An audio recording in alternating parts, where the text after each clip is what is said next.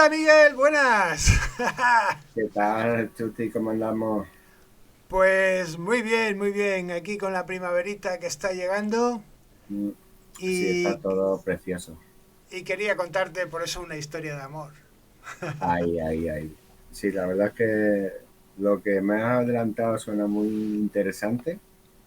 Una historia, una vez más, mm, que tenemos que conocer, ¿no? Sí, se titula Shakespeare y el plagio de Jeromín y Magdalena, nada menos. Vaya, vaya, vaya. Apuntamos bien y alto. Y la cosa empezaremos por la Inglaterra del siglo XVI, Ujú. 1500. Shakespeare nació en 1564 y, y bueno, pues era un chico de provincia que tenía amigos y se casó, era hijo de un empresario textil, se casó y se fue a Londres, donde tenía varios amigos, entre ellos un tal Marlowe, que era un Mm, poco el Quevedo de por ahí, de aquellos lares. El típico mujeriego, borracho, ujú. tabernero, el tío que escribía muy bien porque también viajaba, lo que en aquella época era bastante raro, ¿no? Alguien culto, cultivado, que supiera escribir.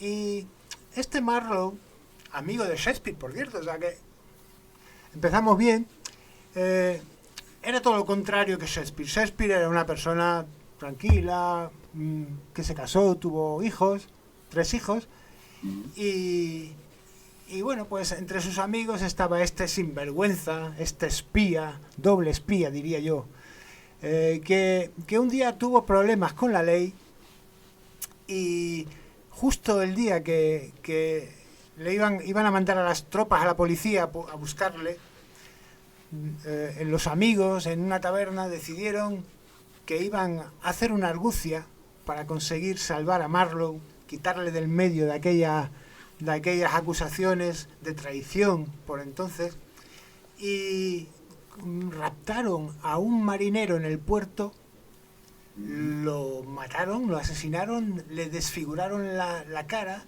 lo vistieron con la ropa de Marlowe y este se fue por el puerto de Dover hasta Calais en un barco y desapareció. El escritor famoso de aquellos tiempos, el que llenaba los teatros con sus obras líricas, con su poesía mmm, especial inventada por él, con su truco de literatura especial, desapareció y claro, dejó los teatros un poco huérfanos, ¿no? A cambio metieron, llamaron a la policía, dijeron que había habido una trifurca, que el amigo había matado a Marlowe y que se habían pegado hasta cosa que casi nadie se cree. Y, y le dieron por muerto y ahí se acabó el asunto. Entonces Shakespeare, curiosamente aquel año, compró un teatro, un tío que no había escrito en su vida nada, un tío que venía de provincias, que apenas sabemos si sabía escribir, porque se conserva de él apenas dos firmas de su testamento. Ese año mismo compra un teatro y estrena una obra maravillosa que curiosamente encaja dentro de los gustos del público, como las de Marlowe, y, y tira para adelante el espectáculo y el negocio, ¿no? Porque entonces tenemos que entender que no existía Netflix, que no había apenas libros, había muy pocos relatos, ¿no? Entonces, curiosamente, por aquello entonces, eh, empiezan a llegar obras de Italia, inspiradas en Verona, en Venecia. Yo creo, estas ya son teorías mías, que este Marlowe escapó, se fue a Italia y desde ahí seguía escribiendo entre sus borracheras y sus amantes y sus amoríos, mandaba las obras a Londres y desde ahí le mandaban el dinero. Y claro, tenía que firmarlas alguien, pues las firmaba el dueño del teatro, el mismo Shakespeare. Ajá. Entonces, España, por aquellos entonces, estaba maravillado con el talento de España. Está todo el río de la leyenda negra. de que entonces las cosas circulaban del boca a boca. Era otra forma de difundir los cuentos, las historias, ¿no? En Extremadura, en aquella época, Carlos V se había retirado de Alemania y se vino para Yuste, y en aquel bonito sitio, es el lugar de la Vera, a pocos kilómetros, hay un pueblo que se llama Pasarón, y curiosamente el hijo ilegítimo de Carlos V, que se llama Jeromín, bueno, ese era un poco su apodo, pero era muy joven, era rubio y con ojos azules, hijo de Carlos V, pues que Carlos V se había enrollado con una alemana preciosa, y claro, Jeromín había salido, pues, rubito, blanquito.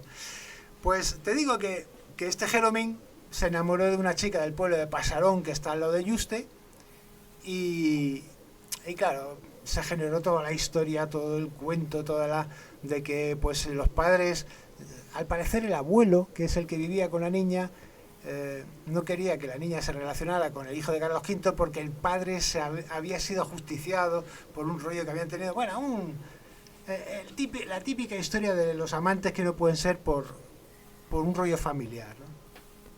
Te suena, ¿no? Te suena. Romeo y Julieta, Jeromín y Magdalena, al final vienen a ser, pues es que en aquellas épocas había varias interpretaciones y romances de ese cuento de Jeromín y Magdalena, y nuestro amigo Marlowe, que está en Italia, después de una borrachera le escribe, recibe una carta de Shakespeare: mándame ya una novela que funcione.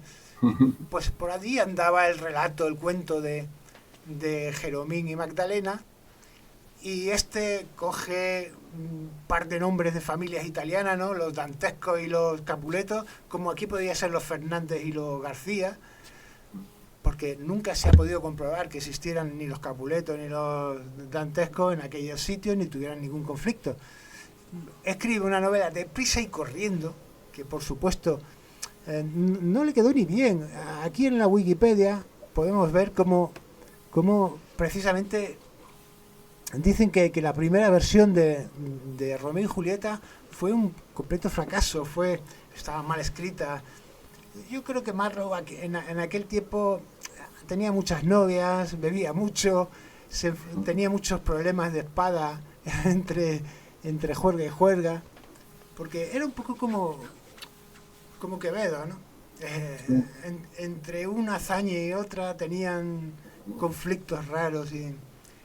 Entonces, ¿se sabe de la existencia de ese romance de Jeromín y Magdalena? Sí, de hecho, en Pasarón de la Vera existe el palacio de Osuno, creo que se llama. Es que tengo aquí tantos datos que yo no soy historiador, yo soy un cuentista. Pero existe el palacio, yo lo he visto, he hecho fotos. Aquí tenemos, por ejemplo, el balcón donde se supone que Magdalena se asomaba y hablaba con Jeromín. Y de hecho, hay, entre leyendas y historia, está comprobado que el hijo de Carlos V llegó por aquella época a Yuste, lo recibió su padre, Carlos V, y bueno, pues entonces no está tan mal visto que un hijo fuera ilegítimo, que fuera un bastardo, y entre reyes era algo completamente habitual, ¿no? Y entre nobles De hecho, este Jeromín luego le gustaba la espada y acabó yéndose a las milicias, a las guerras Claro. No quiso. Bueno, la historia de Jeromín da para mucho después, ¿no? Estamos hablando de cuando era un adolescente de 15, 16 años, ¿no? El caso es que Shakespeare adoptó esa historia, la transformó un poquito, se la mandó a su amigo, o sea, Marlowe, se la mandó a Shakespeare a Londres, y tuvo un éxito tremendo, tal como llenó teatros, porque llegó en primavera además, que es cuando los teatros se llenaban en Londres después de un largo invierno. Y es que es muy curioso, porque al final todas las trazas indican, y las fechas y un poco las coincidencias que podemos encontrar, que primero Shakespeare no era Shakespeare, que es lo que más choca sobre todo a los ingleses, ¿no? Yo te digo. Que Shakespeare no escribiera ninguna de las obras Sí, claro, no. que firmó, ninguna. Has empezado diciendo eso y la verdad es que, claro, ya te empieza descuadrando un poco. Cosa que, por supuesto, ningún inglés te va a reconocer ni por Claro. asomo, ¿no? Porque, eh, es- digamos que toda bueno, Y su leyenda, sí. si vemos aquí en la Wikipedia y ponemos William Shakespeare, podemos ver que dice Shakespeare es generalmente reconocido como el más grande de los escritores de todos los tiempos, una figura en la historia de la literatura, etcétera, etcétera. O sea, el escritor más grande de todos los tiempos. Y fíjate, si curiosamente esta historia, que podéis encontrar muchas más interpretaciones de esta conspiración, ¿no? De esta teoría de la conspiración para los ingleses. Para nosotros españoles es simplemente una anécdota que hace que los ingleses, pues su leyenda negra y su leyenda blanca resulte todo muy impostado, ¿no? Como veíamos el otro día con la espada de la espada de Excalibur, ¿no? Eh, y es muy curioso porque Shakespeare no se conserva realmente ninguno de sus escritos porque se quemaron. Todo lo que se conserva son por recopilaciones posteriores, porque en realidad en aquella época las cosas no se imprimían. Bueno, sí, la imprenta ya existía, pero no se hacía la difusión que se hace hoy en día, ¿no? Claro. No sé, se imprimía un manuscrito, o sea, 100 ejemplares que acababan en 4 librerías de Londres y se acababan perdiendo con el tiempo. No era como hoy en día que se hacen millones de ejemplares y hay una distribución de otra manera, ¿no? Claro, claro. En 1560-70 lo que llegaba se representaba, se ganaba dinero con los teatros en Londres porque era el único Netflix que había, ¿no? No había más. La mayoría de la gente no tenía una biblioteca en su casa, ni tenía DVDs, ni tenía nada. Y las historias eran muy simples. Además, las historias circulaban de boca en boca hasta llegar a alguien que le diera forma y lo convertía en un En un escrito. libro, en una novela, Las claro. siguientes ediciones de Romeo y Julieta se mejoraron porque los editores solían retocar mucho los textos, hasta las impresiones se hacían con letritas que se iban juntando, ¿sabes? Como la imprenta de Gutenberg, ¿no? Que era unos cajones llenos de letras y las iban de metal, las colocaban y era una cosa muy laboriosa, muy artesana. Y los manuscritos, ya te digo, no se conservan ninguno de Shakespeare. Solo se conservan 3 firmas de su testamento que parecen las firmas de un niño, la verdad. Da muy poco a entender que este hombre... De hecho, Shakespeare jamás salió de Inglaterra. Vivió toda su vida en Londres. Entonces no se podía saber nada de Verona, ni del balcón de ningún sitio, ni de la familia de los Capuletos. O sea, de la historia de otro país hoy en día sabemos mucho, pero entonces... Claro, es que entonces difícil. partimos de Romeo y Julieta en la historia de amor, en una historia de amor en Italia, claro, ¿no? Pero es que el balcón donde miles de Ya, turistas sí, se hacen hoy en día las fotos se hizo en el siglo XVIII. No existe nada, ninguna referencia que nos pueda posicionar esa historia como una historia italiana siquiera, yo creo ¿no? que de entrada es muy extraño que un inglés escriba una historia de amor que ocurra en Italia. Claro.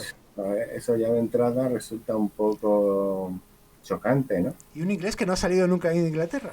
Exactamente, un inglés que nunca ha salido de Inglaterra y que no tiene tampoco ese punto, ¿no? Más internacional, ¿no? Y Eh, luego, Dicen que Shakespeare fue a la escuela mm, infantil, pero poco más, ¿no? sí, sí, Y, y lo curioso es que incluso este Marlowe tenía una forma peculiar de escribir que se parece mucho a muchos escritos firmados por Shakespeare, pero los ingleses lo atribuyen a que como eran amigos, influenciaron el uno en el otro, ¿no? se influían uno al otro, ¿no? Pero claro, si el otro ya se conoce que había escrito tropecientas novelas, que Eran sobre todo obras de teatro, eran cosas representables, ¿no?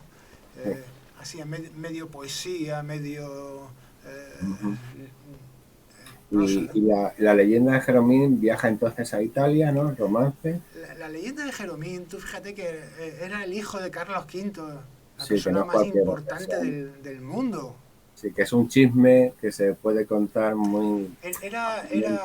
un chismorreo, digamos, Sí, de la sí. época que se extendió a través de muchas reinterpretaciones. De hecho, Sí. hay constancia, incluso en Italia, de que se representaban eh, pues en los circos ambulantes, ¿no? En los teatrillos Sí. ambulantes. Había, digamos, esa literatura del hijo del rey que porque la pobre Magdalena, como el abuelo le prohibió ver a Jeromín, el primero la encerró en los bajos del palacio, ¿no? Y le mandaba la comida por una trampilla que todavía existe en el palacio, ¿no? Se puede Ajá. visitar, bueno, si tenéis la Eso te suerte. eso te iba a preguntar, qué queda de todo esto allí en Pasarón? En Pasarón de la Vera sigue el balcón precioso donde es el auténtico balcón, no el de Verona, donde se hacen miles de fotos los turistas cada año Mm, en una cosa impostada y falsa, ¿no? mm. El auténtico balcón de Julieta, por decirlo de alguna manera, ¿no? Para que todos nos entendamos, ¿no? De nuestra querida Magdalena, la extremeña, que tenía que ser súper guapa, que se enamoró del chico rubio que venía de Alemania y Mm. que al final acabó la pobre en un convento porque el abuelo no la mató de milagro, porque ella se empeñaba en ver a Jeromín y eso tenía que ser un amor de... Y por las noches escapaba por los pasillos del palacio y se asomaba al balcón donde él la esperaba.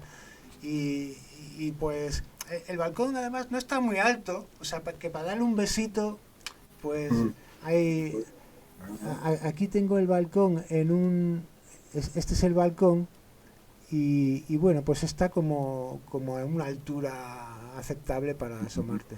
De hecho, yo tengo hecho una escultura que sería la escultura de Magdalena asomada al balcón, ¿no? Y Jeromín a sus pies. Ah, sí, qué bonito.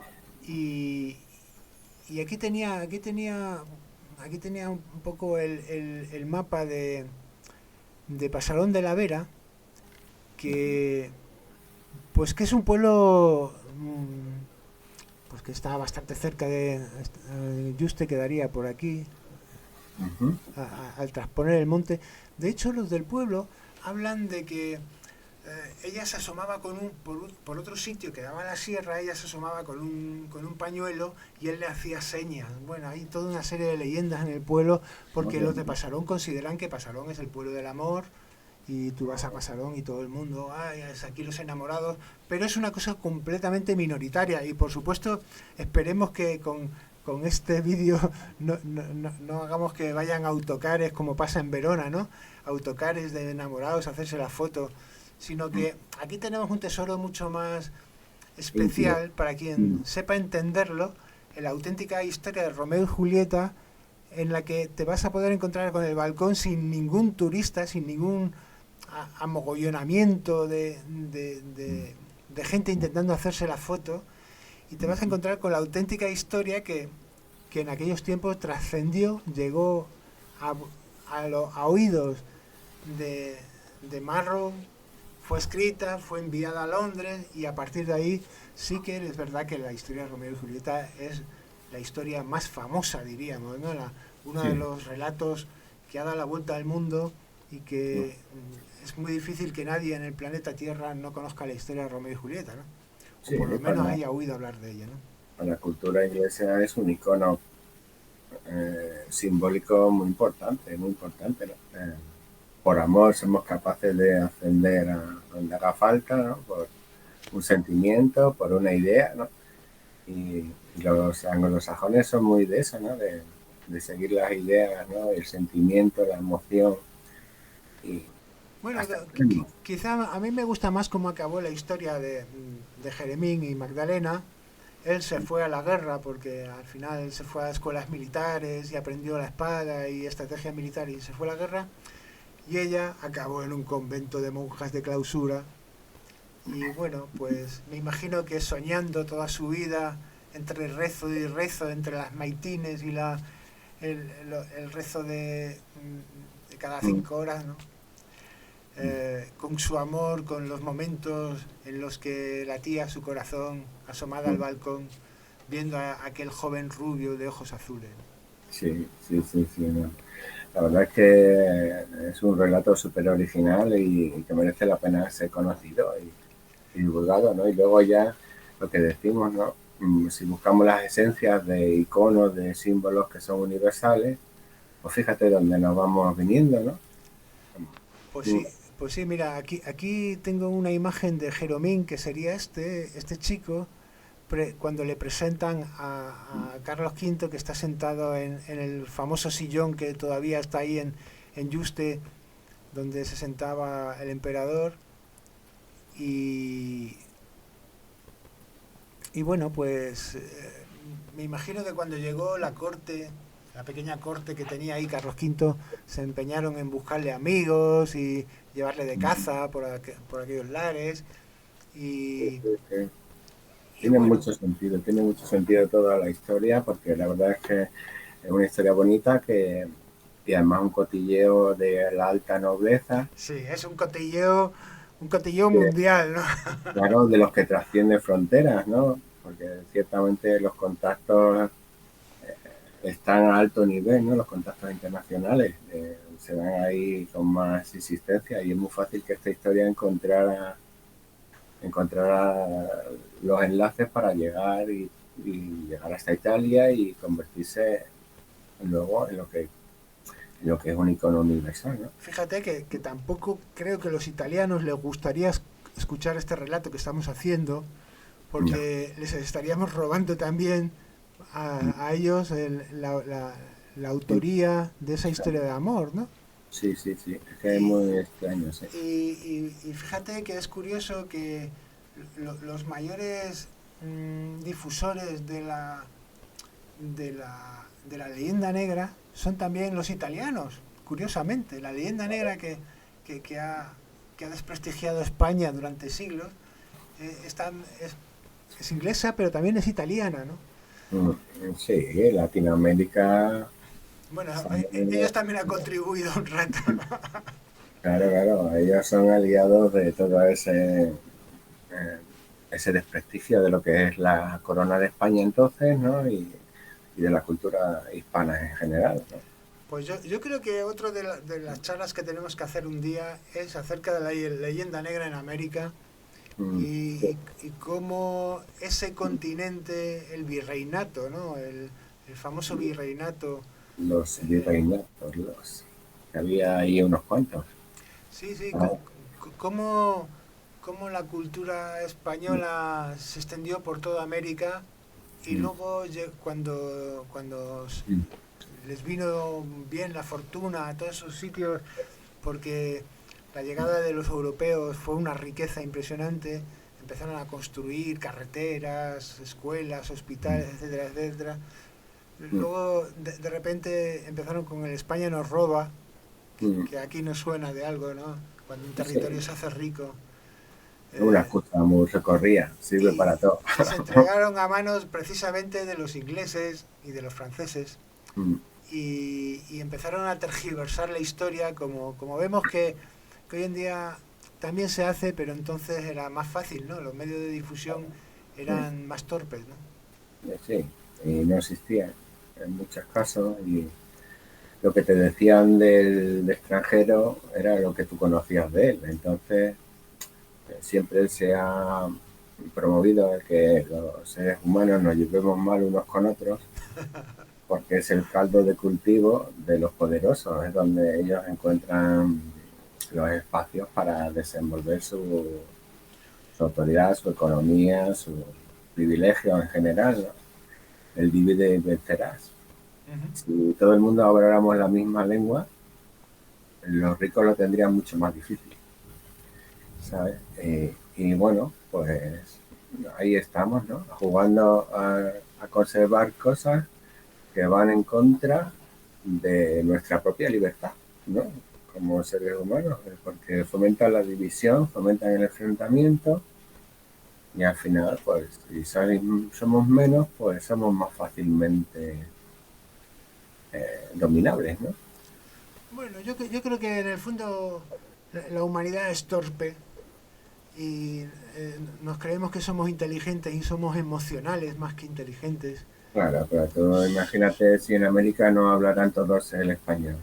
Pero Seguirían manteniendo las 400 lenguas que hablaban hace 500 años. ¿Qué relaciones podrían tener unos con otros? Es que intercambio, que objetivo común, que o sea, es muy difícil, ¿tú ¿no? te imaginas que sigan existiendo los aztecas y los mayas haciendo sacrificios de niños No, no, simplemente es eso, es intentar la gente que intenta hacer una apartheid de su espacio, de su territorio, al final se convierten en dictadores que atentan contra la libertad de la gente en general, ¿no? Y una manera, la primera manera de conseguir eso es que hablen una cosa que no habla nadie.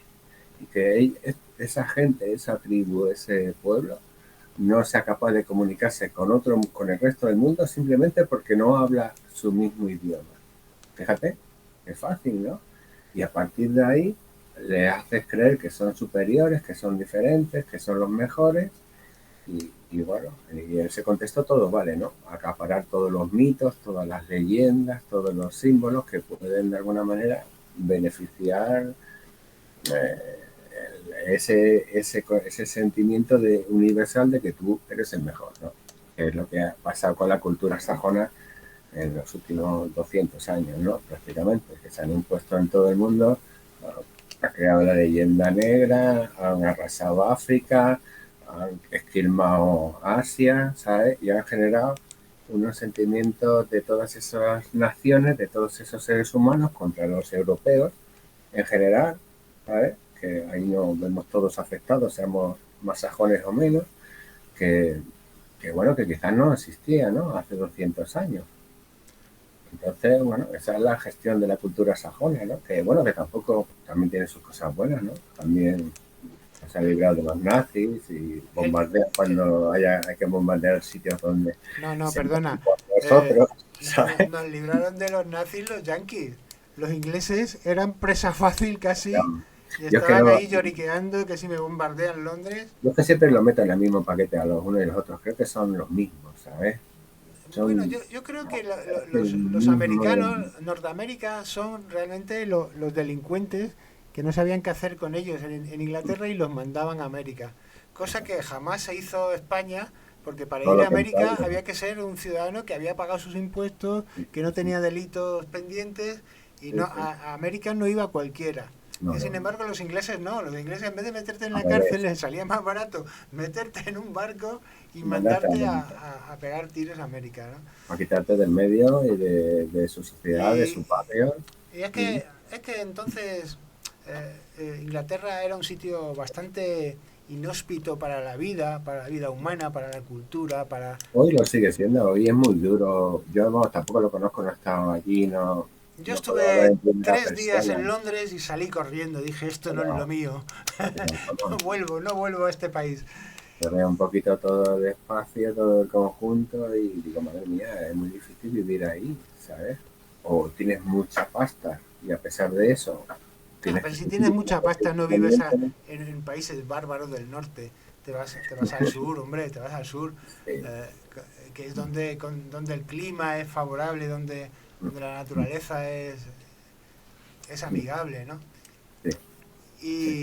Y bueno, pues este era un poco el relato que quería hoy contaros, dejaros ahí para Genial. que lo investiguéis, incluso para que echéis un Mm, vistazo en la Wikipedia que os cuentan del relato de Romeo y Julieta, por ejemplo, que os cuentan de Marlowe, ¿no? Ese personaje tan fantástico, que, que queda de Jeromín y Magdalena, esa historia perdida en el tiempo, que, que fue la semilla de Romeo y Julieta, una de las obras, es verdad, más difundidas, que aunque realmente ha sido una obra que se ha ido transformando, porque en principio el original era, ya te digo, era un bodrio, era bastante malo, y cómo esa historia entre los españoles, los ingleses y aquí surge Cervantes y los ingleses necesitan un Cervantes desesperadamente, ¿no?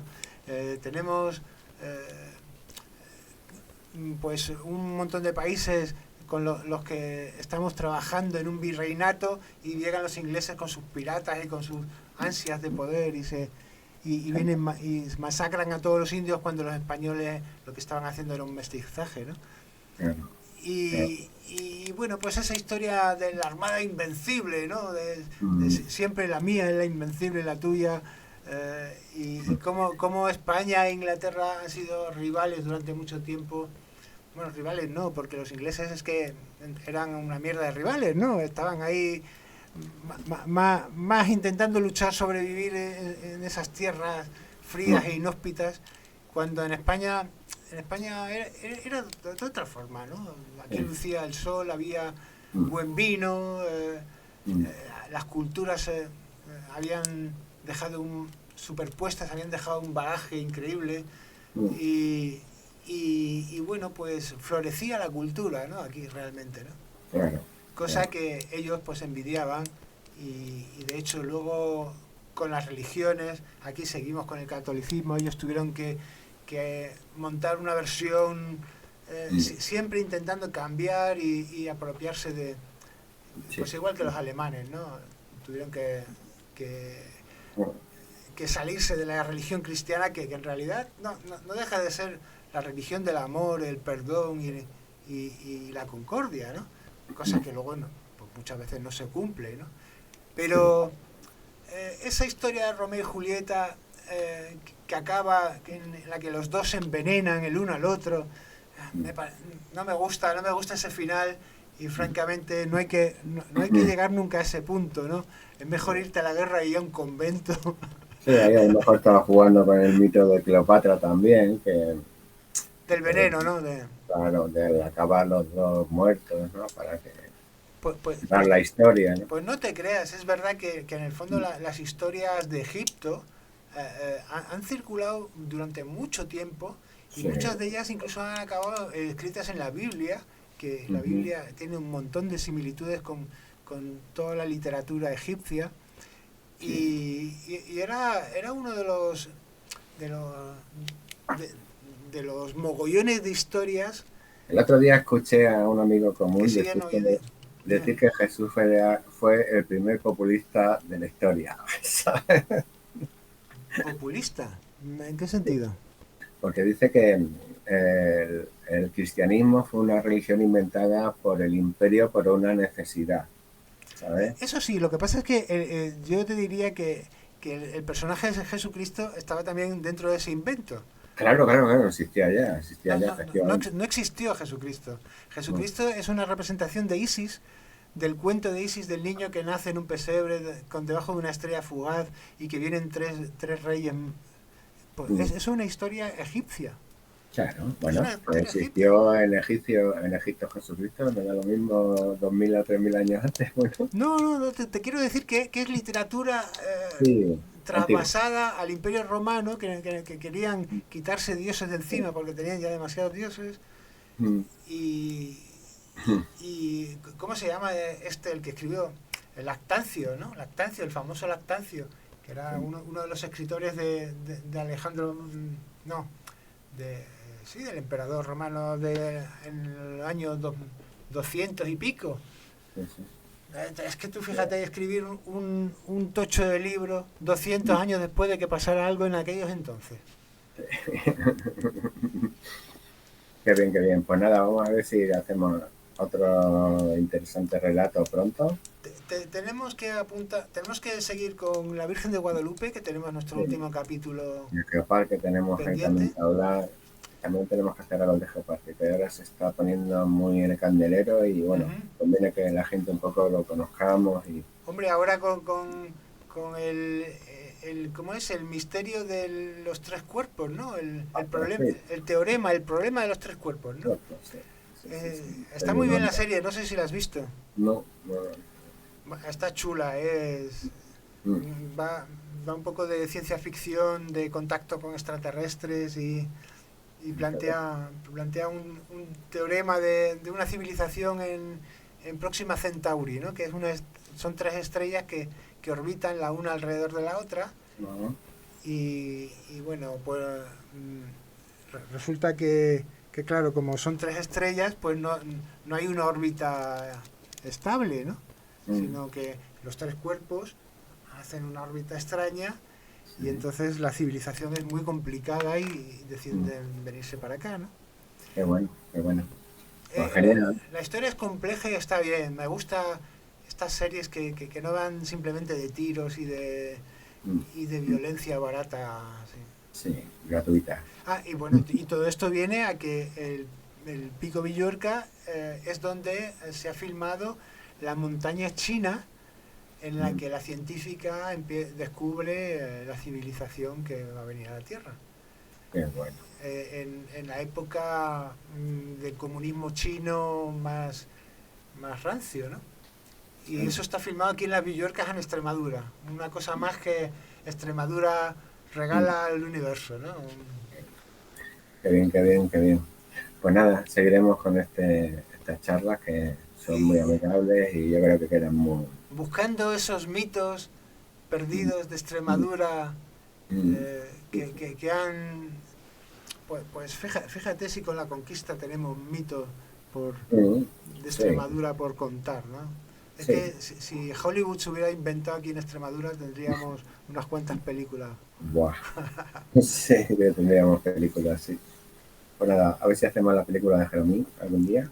Bueno, ya se ha hecho una película sobre Shakespeare muy interesante, hablando de esto, de que Shakespeare pues era una especie de impostor, ¿no? Era el que firmaba para recaudar y simplemente... hay una película, no me acuerdo cómo se llama. Bueno, está por ahí, de hace poco. Estupendo. Y de hecho hay otros autores que en vez de atribuirle a Marlowe todas las novelas de Shakespeare, creen que hubo algunos más que cedían sus obras a cambio de dinero por ser representadas en los teatros de esta empresa, ¿no? Sí, la verdad es que al personaje le pega que tenga varias personas trabajando para él y él firmando.